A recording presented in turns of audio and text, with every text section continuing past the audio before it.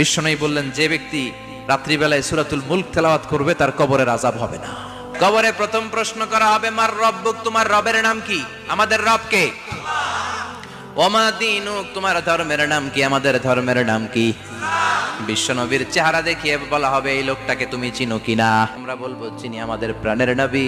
তিনটা প্রশ্নের উত্তর করতে পারলে এডিশনাল আর একটা প্রশ্ন, ওমা জীবনে অনেক কিছু আছে, নাই নাই বলবেন না, শুধু কমপ্লেইন করবেন না। অনেকে দেখবেন শুধু অভিযোগ, এটা নাই ওইটা নাই, এই পাইলাম না, ওর আছে এটা, ওর, আমার সাথে কেন এমন হয়, আমার সাথে শুধু আমার সমস্যা। এগুলো যারা বলে তাদেরকে আল্লাহ নেয়ামত আরো ছিনিয়ে নেয়। বরং যারা অল্প পেয়েও বলে আলহামদুলিল্লাহ, তাদেরকে নেয়ামত দেওয়ার ধারাবাহিকতা আল্লাহ তাআলা অব্যাহত রাখেন। সব অবস্থায় আলহামদুলিল্লাহ, যে কোনো পরিস্থিতিতে, যে কোনো অবস্থায় কি বলবো আমরা?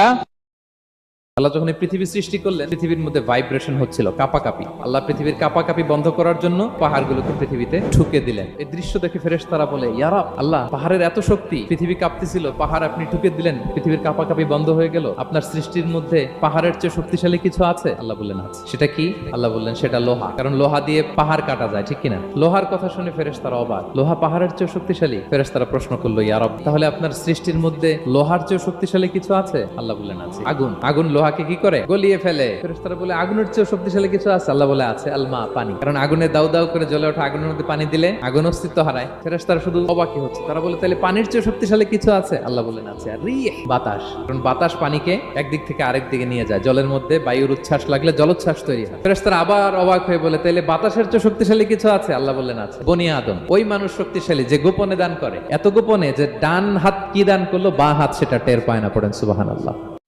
Allah gives 4 hardships to the woman he loves. You are in hardship, it does not mean that Allah does not love you. Allah does not love you. You are in hardship, this is one of the signs that Allah loves you. Number 1 is the unfair criticism of people. You have not done anything, but people are falsely accusing you. People are abusing you. People are slandering you, belittling you, criticizing you. If you see this, then you will think that Allah loves you. Number 2 is the neglect of your husband or family. Number 3 is if you have physical illness, weakness, then you will think that Allah the Almighty loves you. And number 4 is if your livelihood is limited.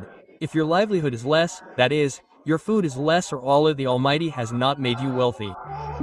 If this happens, there is a crisis of livelihood, then you will think that Allah loves you.